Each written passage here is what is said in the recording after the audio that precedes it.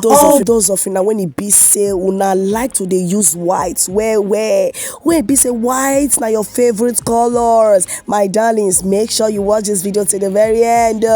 E get some kind people when they wear white, you go love them, you will just fall in love with them because it go be like say they be angel. Why some people when they wear white, you no go fit differentiate if na white or if na cream or brown. Because their pure white don't turn to brown. So for those of you now when it be say una like white well, or when it be say your white when you get don't turn to brown, or when it be say the white when you get one kind tough stain don't damage jam, you can't dump am for one place.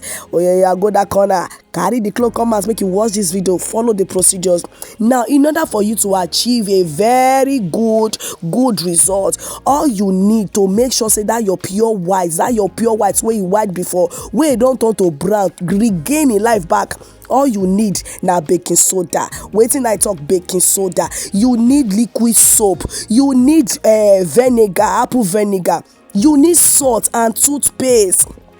Then the last one, come mix am together with warm water, put am together, everything together, then come soak am for inside for some minutes, then you are good to go. And you see this video some seconds when you just watched where you carry jeans. For those people when you be say you get jeans, you just buy jeans, you know say normal if you just buy jeans or you just buy Ankara clothes, you know say normal na if you put am for inside water, the next thing go comot color. If you want to retain that same color, all you need to do now to put salt for inside water, put vinegar, come soak am for inside water with liquid soap, come wash am, just rinse am, bruise am, go hanger, you are good to go. My darlings, this is so simple. And not just of when be say na get top, when the top, the neck don yaka because of white, it don sweat like this now. All you need to do, just put baking soda, put liquid soap, come put vinegar or alcohol, come put warm water, use and drum, you are good to go. My darlings, how to maintain white is so easy.